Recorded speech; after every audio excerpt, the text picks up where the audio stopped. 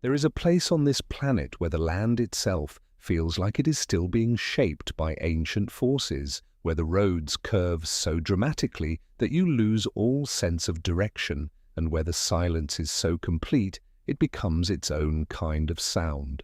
The Westfjords of Iceland sit in the far northwestern corner of the country, a remote peninsula that juts out into the North Atlantic like a jagged fist. This is not the Iceland of tourist brochures and crowded geysers.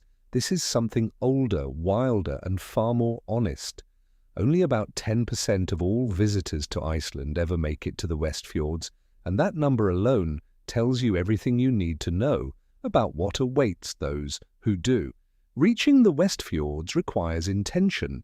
You can fly into Ísafjörður, the largest town in the region, from Reykjavik in under an hour, or you can drive the long, winding road that takes you through mountain passes and along fjord edges that will test both your nerves and your patience.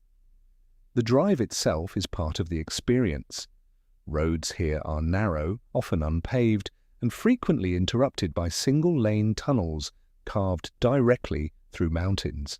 The landscape shifts constantly, from black volcanic rock to snow-dusted peaks to stretches of coastline where the ocean crashes against cliffs with a force that feels personal.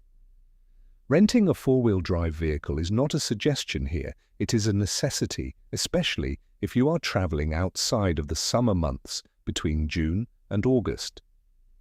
No journey through the Westfjords is complete without standing at the base of Dynjandi, a waterfall so dramatic it almost feels theatrical. Cascading down a series of rocky tiers from a height of approximately 100 meters, Dynjandi fans out as it descends, growing wider with each level until it reaches the valley floor in a thunderous curtain of white water. The name translates roughly to the thunderous one in Icelandic, and once you hear it, you understand why. The hike to the top takes about 30 minutes and passes several smaller waterfalls along the way, each one beautiful enough to be a destination on its own. Standing at the summit with the fjord stretching out below you and the mist rising around you is one of those rare travel moments that rewires something inside you. The Westfjords are home to one of Iceland's most extraordinary wildlife sanctuaries, the Hornstrandir Nature Reserve.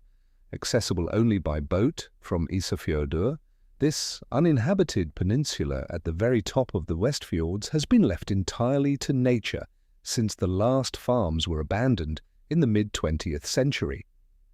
Arctic foxes roam freely here, completely unafraid of humans, making it one of the best places in the world to observe them up close.